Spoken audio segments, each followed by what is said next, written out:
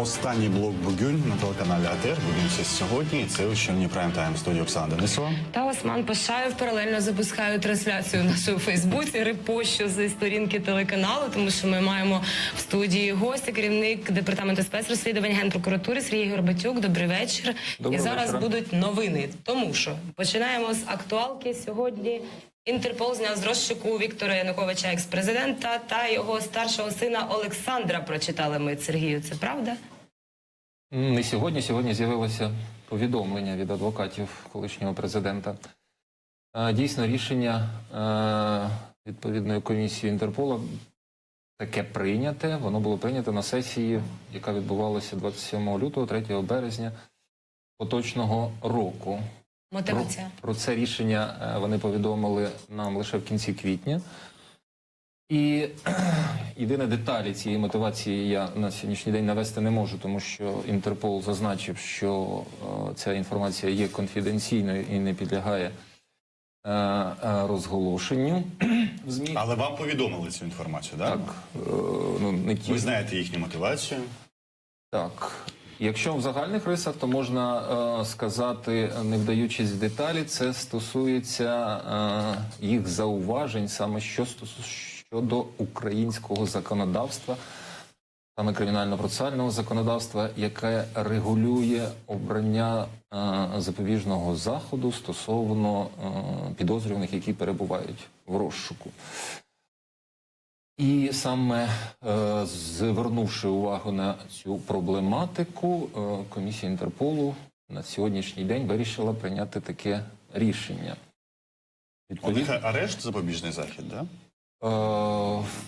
Згідно українського законодавства, якщо особа оголошується в розшук, то слідчі звертаються до суду із клопотанням про арешт. І одночасно, якщо особа відсутня, із клопотанням про затримання і доставку. Знову ж, якщо особа в суді відсутня, відповідно, під час оголошення розшуку, то суд спочатку розглядає тільки клопотання про затримання і доставку, виносить рішення таке про затримання і доставку. Відповідно, це рішення ми перекладаємо, направляємо з копією підозри, яка висунута обвинуваченому, в Інтерпол.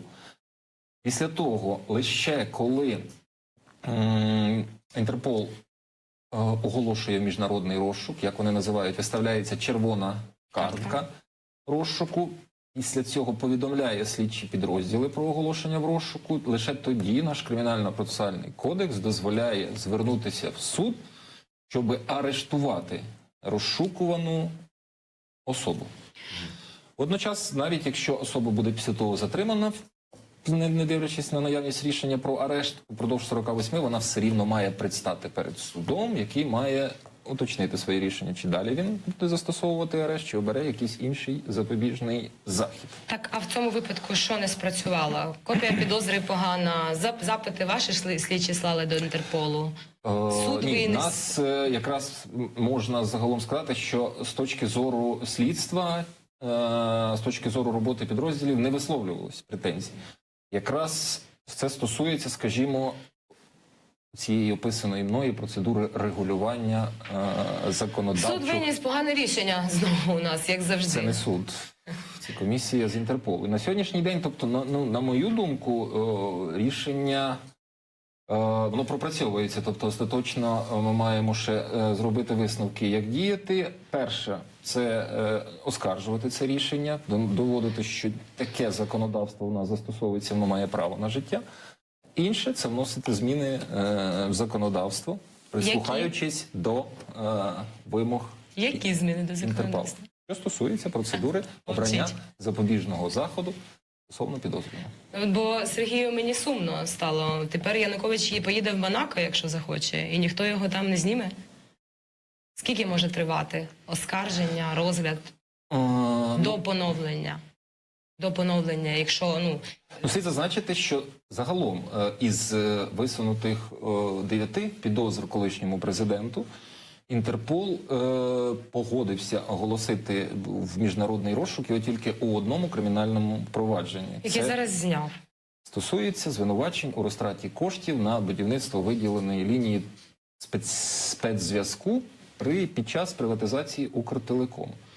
Крім того, по справам, по підозрам, що стосуються звинувачень у причетності до злочинів, вчинених під час Майдану, Інтерпол висловив свою категоричну позицію, що тут він у цих справах не буде оголошувати в розшук, бо він вбачає ознаки політичних переслідувань. Усіх інших наших запитах про оголошення у справі Межигір'я, у справі Сухолуччя, у справі щодо отримання грошей за книжки, у справі з законів 16 січня, вони, в економічних саме злочинах цих мною названих, вони просто упродовж майже от року і 6 місяців просто не приймали рішення. З Олександра Януковича, старшого сина, знята червона картка? Ну, також так повідомлено. Там злочинне угрупування, крім нього, ще оголошені низка чиновників. Теж з них знято, чи тільки з Сашки Януковича? Ще з ряду осіб. Хто? Давайте, Сергію, уже кажіть, давайте я буду плакати прямо в ефірі. Хто ще? Богатирьова? Хто там був? Ні, Богатирьова раніше знята. Ага, так. Тут зараз хто? Клименко, Рабузов? Захарченко? Так, щоб не помилитися. Треба уточнити цей список, щоб я не помилився. Ну, я перечисляю, а ви кивайте. Да. У нас і в ефірі іноді дзвонять і уточнюють керівники до своїх підлеглих, що треба... Захарченко, Клименко, Арбузов. Захарченко не був оголошений. Міжнародний розшук. Відмовлено було. Так. Тодішній голова СБУ. Теж було відмовлено в оголошенні в розшук. Раніше знятий. Зараз. Один з Клюєвих, да? Ми про Андрія Клюєва. Андрій, голова адміністрації, правильно? Так, один. Клименко? Ні, не був. Сказала, що Клименко. Ні, Клименко я не готовий зараз сказати. Щоб не помилитися. Що ж ви не уточнили список, коли йшли в ефір? А можете уточнити зараз? Можете написати комусь? Ми хочемо знати, хто ці прекрасні люди. Спробую. 9 осіб. Да. Загалом 9 осіб, правильно? Ви сказали, так? Ні, не сказав я. Ні. Сказав. Добре, ми це уточнимо. Ми зараз проговоримо про Одесу, основну тему нашої сьогоднішньої розмови. А можна я все ж таки уточнюючи, просто поставлю по цих? Виходить, що тепер жодна людина не може бути оголошена в розшук Інтерполом через те, що Інтерпол хоче зміни законодавства. Вибачте, тут не претензія до прокуратури, тут дійсно якраз є проблематика суду, того, що якщо це стосується дійсно законодавства, то це може стосуватися не тільки високопосадовців, а будь-яких інших осіб. Але на сьогоднішній день це питання поставлено лише стосовно колишніх високопосадовців. І тому якраз і в цьому питання і є, що ми саме беремо варіант оскарження цих дій, тому що практика повинна бути єдина. Підходу до всіх підозрюваних незалежності від їхнього У статусу. вас є в розшуку Інтерпола інші люди, які не були високопосадовцями, але до яких може бути аналогічна претензія щодо обрання запобіжного заходу, який теж міг би не сподобатися. І ви бачите, що по цих людях невисокопосадових Інтерпол їх не знімає з розшуку, а саме по Януковичу і його оточенню він зробив таке зауваження. У нас більшість підозрюваних причетні до злочинів на Майдані, і в них Інтерпол відразу відмовляє оголошенні розшуку, бачаючи політичні переслідування. Але якщо брати, наприклад, декілька осіб з тітушок, саме які дійсно оголошені, погодився Інтерпол і оголосив розшук, хоч і причетність до злочинів на Майдані, то вони залишаються. Вони залишаються. Хоча по них аналогічні судові рішення є. Так. У мене всі. Я прошу принести Сергію Горбатюку телефон, щоб він зараз уточнив, і ми повернемося до списку цих оголошених Інтерполом. Вилучили ми телефон? Ми як в Порошенко адміністрації? По-моєму, вилучили. Якщо ні, то діставайте з кишені і робіть це, будь ласка, Сергій. А ми поки що включимо скайпом. У нас є Тетяна Герасимова, керівник групи 2 травня, правозахисник і журналіст. Поговоримо про події в Одесі. Добрий вечір, Тетяна. Добрий вечір. Скажіть, будь ласка, як ви оцінюєте хід розслідування по подіях в Одесі 2 травня? Хід слідства. Дело в том, что много очень дел, поэтому каждая из них требует отдельной оценки. Что касается основного дела по массовым беспорядкам, то, к сожалению, мы пока вынуждены говорить, что оно расследуется крайне неэффективно, и тот обвинительный акт, который поступил по одному из эпизодов этого дела в Малиновский суд, он очень такой политизированный, и доказать очень сложно вину этих 20 антимайдановцев. У прокуратуры в связи с этим большие проблемы, и суд идет 3 года уже, и конца края ему не видно. И что с остальным расследованием, тоже, в общем, не совсем ясно, потому что это уже 3-я следственная группа, которая сейчас над ним работает. По нашим сведениям, там, такой, все уже сошло на такой достаточно низкий уровень людей, которые этим занимаются, и на самом деле перспективы достаточно грустные. А вот те дела, которые были проведены по сотрудникам милиции, они, на мой взгляд, все-таки более эффективно было расследование проведено. В суде уже находится бывший начальник милиции Утюг. И это Генеральная прокуратура проводила расследование. В суде находится также бывший начальник городского управления милиции Нетребский, который 4 числа выпустил подозреваемых, которых задержали в Доме профсоюзов. Также находится в суде дело по 3 сотрудникам МЧС в Одесской области, которые не выпустили вовремя машины на тушение пожара. Но вот вопрос возникает по поводу их руководителя Баделана, который почему-то до сих пор находится под следствием, хотя те же самые материалы по его подчиненным в суде, а дело по Баделану в суд не передают. Яна, дуже коротко. У мене 3 коротких запитання. От те, що пролунало сьогодні в попередньому блоці нашого ефіру. Перше, це Павло Половарчук казав, що перший рік 100 томів слідства і розслідування – це 100 томів макулатури. Чи згодні ви з цим? Не совсем так. Может быть, то есть то, что там очень много было макулатуры, это действительно так. Мы судим по тому, на какую анкету пришлось отвечать. Хто зацікавлений був в тому, щоб в перший рік там була макулатура? Я думаю, что заинтересованных очень много. Дело же не только в том, что там макулатура оказалась. Дело в том, что в первые 3 дня после трагедии город просто зачистили от улик. Чтобы вы понимали, рано утром 3 мая вывели дворников в центр города, и они убрали, вымели патрони, гільзи і все таке. Це теж лунало у нас сьогодні кілька разів. От саме до цього йде. Хто був зацікавлений в цьому? Тогда руководство руководили милиции по квоте одной партии «Батьківщина». И Юлия Владимировна приезжала 2 мая и очень хвалила нашу милицию за то, что замечательно они сработали 2 мая. Поэтому партийный ли это интерес или какой-то еще другой, мне трудно, конечно, судить, но это факты. Зрозуміло. Тетяно, ще скажіть, будь ласка, як ви вважаєте, з чим пов'язане зараз дотягування розслідування, про яке ви казали на початку? Я думаю, что непрофессионализм прежде всего.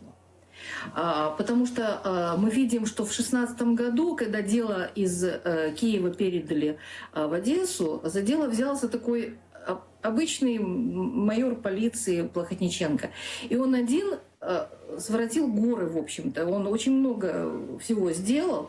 Но потом, когда он ушел, в общем, опять все замерло. Видите, вот роль личности не только в истории, но и в расследовании уголовных дел, она оказывается очень большая. Вот он такой был энтузиаст. К сожалению, его отстранили. Зрозуміло. Дякую, Тетяна. Тетяна Герасимова, керівник групи 2 травня, була у нас на зв'язку з Скайпом. Повертаємося до студії. Сергію, ви уточнили список знятих з розшуку Інтерполу, поки ми говорили? Поки що. Попросила. Щодо непрофесіоналізму розслідування. Каже Тетяна. Звичайно, що результати досягаються, коли завдяки декільком чинникам. Перше – організація роботи, друге – визначення чітких цілей, третє – створення професійної команди. І якщо дійсно працюють у справах професіонали, вони досягають результату. Але почнемо з організації роботи. Тобто на сьогоднішній день до тих подій розслідування відбувається 3 слідчими підрозділами. тобто безпосередні події масових заворушень, які призвели до жертв. Це слідчі підрозділи Нацполіції в Одеській області, службова недбалість, неналежні дії службових осіб МНС. Це головне слідче управління Національної поліції і розслідування неналежної роботи правоохоронців щодо припинення цих подій, внаслідок чого одною із причин настання тих тяжких наслідків стало, здійснюється слідчим департаменту спеціальних розслідувань. Тобто ви особисто займаєтеся лише Луцюком, Фучиджі і далі їхніми підлеглими, їхніми діями? Так. І до чого ви зараз дійшли? Значить, як вже і повідомлялося, Фучиджі повідомлено про підозру, в принципі, і начальнику обласної поліції Луцюку, і Фучиджі повідомлено про підозру у умисній бездіяльності, у ненаданні допомоги та Перевищення влади. зловживання службовим становищем. Тобто умисна бездіяльність кваліфікується як зловживання, що призвело до тяжких наслідків. Ненадання допомоги, не організація вже, це епізод, коли будинок профспілок палав, тобто правоохоронці, як і МНС, як і швидка, мають надавати, організовувати дії щодо надання допомоги. Тобто ми вказуємо, що не В цій було... студії кілька разів лунало про те, що Фучиджі і Луцюк мали, принаймні Луцюк, план «Хвиля» мали застосувати, не робили цього, а значить вони підпорядковувалися комусь або боялись когось більше. Чи слідству відомо, хто керував найвищими очільниками одеської міліції в той час?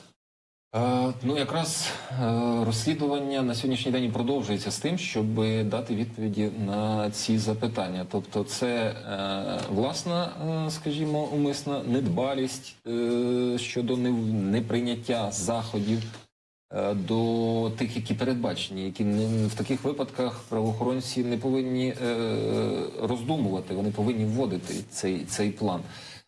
І це вплив саме є інших осіб, це вплив інших високопосадовців, це вплив інших знайомих, чи вплив, можливо, якихось взагалі не пов'язаних там з владою осіб. Це якраз розслідування з цього приводу продовжується, як і стосовно підлеглих цих посадовців, які не забезпечили належну охорону громадського порядку. Так, в підсумку Луцюк ходить до суду, а Фучиджі втік у Придністров'я, правильно? І Фучиджі, це очільник одеської міліції тодішньої, він отримував пенсію після втечі, 2 роки отримував пенсію в Україні в Ощадбанку. Лише в 2016 році прокуратура наклала арешт на рахунки пенсійні Фучиджі у Ощадбанку. Було порушено справу проти робітників банку, які в інтересах Фучиджі отримували ці гроші. На якій стадії розслідування по цих людях зараз? Цей випадок також розслідується 4-тим. Це не ваше. Добре, тоді те, що ваше. Будинок профспілок. І Павло Паламарчук, і Зоя Газаджі, яка включалася з Краматорська, вони озвучили одну і ту саму фразу. О 20:30 з будинку профспілок, палаючого 2 травня 2014 року, було евакуйовано якусь very important person, якусь ніхто не VIP-персону. називає І ім'я. не називає прізвища ніхто з них, але я вже здогадуюсь. Може, ви назвете, хто була ця особа? Один з чиновників, діючих на даний момент. Ні, мені це невідомо. Тобто безпосередньо тими особами, які були евакуйовані, вони в більшості були затримані. І ці затримання відбувалися у справі, що стосується масових заворушень, які здійснювалися саме Нацполіцією. Спочатку центральним апаратом, а на сьогоднішній день під слідчим підрозділом Одеської області. Я по-іншому, вам відомо про цю інформацію, яка пролунала у нас двічі з різних джерел, мені не що відомо. евакуювали в той вечір дуже відому політичну особу для Одещини, на рівні Одещини. Тобто вам нічого не відомо? Ні, невідомо. Тобто список осіб, які були евакуйовані і відразу затримали, 63 особи. Так? Вони відомі, тому що вони трималися в ізоляторі тимчасового тримання, і 4 травня вони були звільнені незаконно. З цього приводу повідомлено про підозру керівництву Одеської на той час міліції міської і працівникам ІТТ. Тобто цей список осіб є, 63 осіб, але я не бачив там. Якщо у вас хтось Когось ще дуже залишився в важливого. ізоляторі, допитайте їх з приводу того, що в будинку профспілок перебував Геннадій Труханов, нинішній мер Одеси, в той час. Спитайте просто у них про це. Обов'язково. От, я прошу вивести, у нас є інфографіка в цифрах, так? У нас є 2 травня в цифрах, розроблена групою активістів, і згідно з цією інфографікою 15 кримінальних проваджень було почато в перші тижні після трагедії, 114 людей підозрювалося в різних злочинах, 111 судових засідань і лише одне кримінальне провадження було відкрито прокуратурою у травні 2016 року по відношенню до суддів, які ведуть справу 2 травня. Так? У вас завідомо неправосудне рішення. У вас, я так розумію, на одеському рівні проблема знову ж таки з судами, як і по всій країні. Правильно, ваші слідчі їздять на суди, але суди переносять засідання, затягують процеси. Чи як У там нас відбувається? за результатами наших розслідувань один обвинувальний акт стосується якраз за звинуваченням колишнього керівника Одеської області. Так, справа рухається. Єдине, що знову ж таки дійсно не в тому темпі, не ті розумні терміни, як би цього хотілося.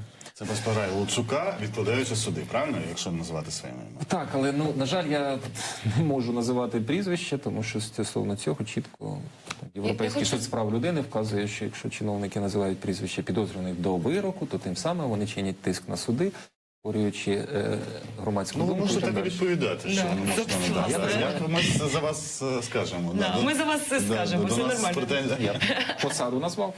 Добре. Сергію, ви чи допитували, повернемося до пожежників, будинок профспілок. Я дивилася трансляцію, яку вів журналіст. З того моменту він вів трансляцію повністю, він нічого там не різав. І за моїми підрахунками на 40-й хвилині приїхала пожежна машина після перших повідомлень про пожежі там. Ви допитували пожежників? Там одесити кажуть, що в МНС же 2 кварталів... потрапляє до в слідчому управлінні Нацполіції, наскільки я зрозумів, правильно? МНСників ви не можете чіпати.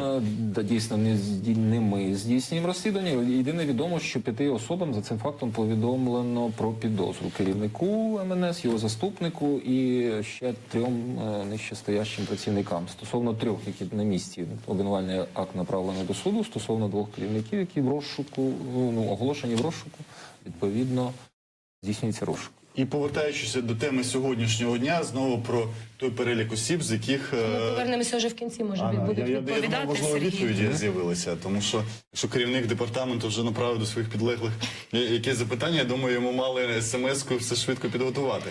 А у нас до кінця немає. Немає. Да? Ми повідомляємо, що ми намагаємося дізнатися, який же цей перелік українських високопосадовців, яких Інтерпол Зняв з розшуку. ще на початку весни, виявляється, зняв з розшуку через те, що їм не подобається наше українське законодавство, яке передбачає арешт людей, які переховуються від слідства, да, і відносно яких обирається такий запобіжний захід в вигляді арешту. Правильно я все коротко скомпонував, чи ні? Так, якщо я вже детально так сформулюю, то я вже порушу ту заборону, яку наклав Інтерпол. Я якраз висловлюю, що є проблематика законодавства щодо обрання запобіжних заходів. Поки що ми ідентифікували з цього списку лише Андрія Клюєва із нових. А ми якщо що. знаємо, що це батько Янукович Янукович, старший. син Янукович і Андрій Клюєв. Принаймні, Так. от 3 прізвища ми вже постановили. Повернемося все ж таки іще раз до будинку профспілок. Відео. Кидають коктейлі Молотова. Забарикадована зсередини будівля. Кидають коктейлі Молотова ззовні. Горять двері, центральний вхід. Перший поверх горить біля дверей, другий поверх не горить, третій поверх локальні пожежі зсередини. Звідки взявся вогонь? Ви з'ясували в підсумку? Ні, це якраз ж епізод, який розслідується слідчими Національної поліції. Тобто ми за цим фактом повідомили про підозру керівництву міліції про те, що не вживались заходів до надання допомоги тим, хто страждав від вогню чи міг постраждати. Ми зрозуміли, що і окреслено, що департамент спецрозслідувань Генеральної прокуратури займається винятково поведінкою міліції в той час. Луцюка і Фучиджі. Луцюка, Фучиджі і їхніх підлеглих. І все, що нам вдалося дізнатися, що обвинувальний, як це називається? Обвинувальний Акт вручений, повідомлений Фучиджі і Луцюку. Луцюку, а Фучиджі повідомлена підозра лише. Ну, спочатку був Все, відомо більше підозра, нічого. він оголошений. І Добре. більше нічого. Тоді повертаємося з Одеси до Стосовно ваших справ. процесуальних. От це ви точно ведете. Ростислав Заворотній, підозрюваний у видачі тітушкам зброї під час Майдану, 156 стволів, випущений судом або не подовжено йому запобіжний захід, вийшов з СІЗО нещодавно. Адвокат його повідомив, що він не збирається тікати. Нагадайте, будь ласка, хто там всіх уже повипускали, чи хтось ще проходить по цих звинуваченнях? Там троє працівників з міліції, складів тих, з яких видавалася зброя. Вони спочатку суд їм обрав запобіжний захід, не пов'язаний з триманням під вартою. Не пам'ятаю, чи особисте зобов'язання, чи домашній арешт. А стосовно того ж підозрюваного Тітушки, який отримував зброю, то ми маємо вже, це продовження серії тих судових дій, які призводять до того, що особи звільняються з-під варти. Причому це вже другий випадок. Саме з цим підозрюваним рік назад була ситуація, коли просто в кінці дня в п'ятницю суддя, якщо не помиляю, Святошинського суду теж відмовилася продовжувати розгляд, і відповідно в 12-й годині строк закінчився, і справа, він був звільнений з-під варти, цей підозрюваний. Наступному дійсно з'являвся в судові засідання, і знову ж таки стосовно нього був обраний запобіжний захід тримання під вартою. Але знову ж суд там не продовжувався, тому що суддів Святошинського району відсутні допуски до державної таємниці, тому що там є таємниця пов'язана із зберіганням зброї. Тому півроку пройшло на те, щоб змінити підсудність. Справа попала до Шевченківського, якщо не помиляюсь, суду. І теж ситуація у нас закінчуються строки розгляду. Упродовж 3 днів слід відзначити, що адвокати приймали максимум заходів формальних для того, щоб затягнути процес, тому що це слідували відводи за відводами. Але не дивлячись на це, у суда є чітко передбачена норма в КПК записана, що не дивлячись на наявність клопотань, суд зобов'язаний вирішити питання про продовження тримання під вартою. Навіть за відсутності клопотань чітко записано. Однак суддя знову ж таки о 18-й годині приймає рішення перенести судове засідання на наступний день. Не ухвалюючи рішення щодо запобіжного заходу. І І це дозволяє, це технологія, яку ми бачимо по багатьох вже справах, взагалі не пов'язаних навіть поміж собою, хоча вони пов'язані всі якимось Одним таким... телефонним правом. Формально суд, якщо би він хотів дотриматись навіть цієї процедури, він міг би продовжити тримання під вартою на 1 день, чи на 2 дні. Сказати, що я продовжую для того, щоб ми могли розглянути всі клопотання захисників. А після того вже приступити до розгляду клопотання там на 2 місяці. Однак вони вибирають шлях, що робочий день закінчився, я переношу засідання і мені без різниці. Хоча, я ж кажу, прямо кодекс вказує, що суддя зобов'язаний вирішити питання про продовження. Ну і вони собі виходять радісно. Я хочу ще одного вашого клієнта спитати. Олександр Кравченко, період Майдану, заступник начальника ОМВС в місті Києві, підозрюється в координації облави на Автомайдан разом з Беркутами, Обноном. І він був затриманий, і нещодавно його випустили під нічний домашній арешт. І ще надівають вночі, знаєш, дружина, мабуть, надіває нічний електронний браслет, щоб він не втік. Що таке нічний домашній арест? Я вперше таке чую. Це взагалі, як на мою думку, ноу-хау суда, яке взагалі дискредитує обрання цього запобіжного заходу домашній арешт. Як на мене, тобто є цілодобовий домашній арешт і є тимчасовий, але знову ж таки, я для себе розумію, що це, допустимо, на 1 годину. Паузу роблять в добі, щоб людина могла вийти купити продукти харчування чи ще якісь питання вирішити. А що таке домашній арешт? Нічний. З 23:00 до 7 ранку. Якщо Пішов людина... спати вдома, арештований. Тільки в цей час треба бути вдома, да? Тільки в цей час. Тобто, я ж кажу, що тільки жінка може подякувати, що особа буде чітко вдома, тому що з 7 до 23 людина нічим не обмежена. Тобто, важче навіть особисте зобов'язання, бо в ньому прописується не покидати місто, там, не робити ті чи інші дії. А в домашньому арешті, тобто, головне бути вночі вдома. І ще там є така дивна тенденція, що коли йдеться про працівників правоохоронних органів, чітко не вистачає браслетів електронних кожен раз, коли б там воно не відбувалося, це обрання такого запобіжного заходу. Цьому вистачило браслет? Не готовий сказати. Дійсно, є така проблематика, і ми постійно з нею стикаємося, що або не вистачає, або не працюють, і ця проблема існує. Хоча, знову ж таки, обрання цього запобіжного заходу домашній арешт, воно не обрання, одягання браслету нічого не вирішує, тому що 23, в 7 ранку його треба знімати, 23 знову вдягати або відключати, і воно ніяким Зрозуміло. чином... Нам треба закінчувати, і я знову повернуся до теми Правильно. сьогоднішнього дня, бо фактично сьогодні вперше і у нас в ефірі Сергій Горбатюк, керівник Департаменту спецрозслідувань Генпрокуратури, підтвердив те, що Інтерпол зняв з розшуку Віктора Януковича, Олександра Януковича або Януковича сина і Андрія Клюєва з міжнародного розшуку. І ми ще раз спробуємо дізнатися, Вам прислали чи повідомлення? вдалося вам дізнатися, хто ще з високопосадовців уникнув міжнародного розшуку, бо саме Сергій Горбатюк повідомив, що він не може повідомляти деталі, бо вони конфіденційні, але з того, що ми зрозуміли, Інтерполу не подобається наше законодавство, а не дії суддів чи прокурорів, а воно пов'язано з тим, що щодо тих людей, які уникають або переховуються в якихось інших місцях від слідства, до них обирається запобіжний захід, який називається арешт, і фактично це вимога змінити законодавство, і разом з тим ще виявляється, що по інших людях, які не є високопосадовцями, Інтерпол не ухвалює такі рішення, і вони залишаються досі в міжнародному розшуку. І от чи дізнаємося ми, хто весь перелік високопосадовців, які фактично На жаль, зараз ні. Ми дізнаємося про це поза ефіром. Сергій Горбатюк так просто від нас не втіче.